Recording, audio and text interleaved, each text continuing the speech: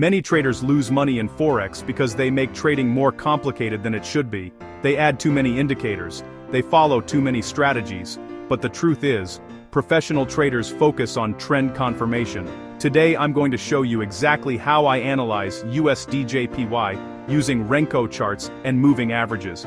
This method helps me identify trusted buy trends and avoid fake sell signals. Right now on the screen you can see my USDJPY H1 trading chart. This system is built using three important tools. 1. Renko trend structure.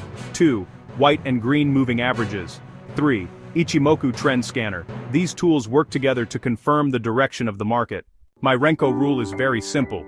If the Renko candles are above the white and green moving averages, that means the market is in a trusted buy trend, but if the Renko candles move below the moving averages, that confirms a sell trend.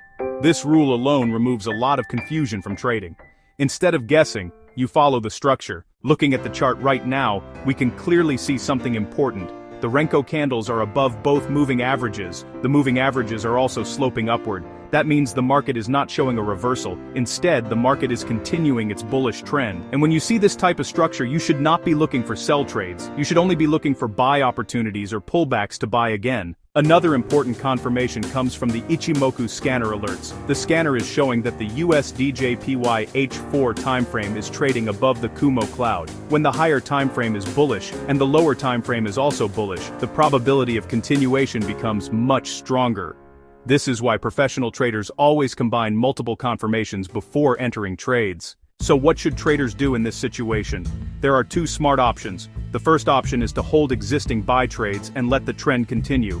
The second option is to wait for a small pullback toward the moving averages, then look for a new buy entry. What you should not do is start selling into a strong uptrend. That is how most traders destroy their accounts. The biggest lesson here is simple. Trading is not about predicting the market. Trading is about following the direction of the market. When the structure is bullish, you trade bullish. When the structure is bearish, you trade bearish. And when there is no confirmation, you stay out. If you want access to my Forex tools, trading signals and strategy updates, join my free Forex bot. The link is in the description below. And if you enjoyed this video, make sure you subscribe to the channel and turn on notifications because I post new Forex analysis regularly. This is Forex Strategy Factory, helping traders understand the market the professional way.